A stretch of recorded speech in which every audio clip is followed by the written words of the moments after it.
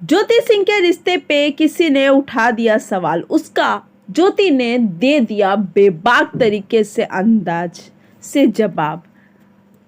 एक यूज़र है जो उन्हें फॉलो करते हैं, उन्होंने ज्योति सिंह के एक वीडियो पे कमेंट कर डाला कि जब तलाक ले रही हो तो इतने लोगों को भाभी भाई क्यों बनाते फिर रही हो। मैडम, आप सभी देवर से बोलिए कि रिश्ता बदल रहा है। और टैग किया है ज्योति पी सिंह।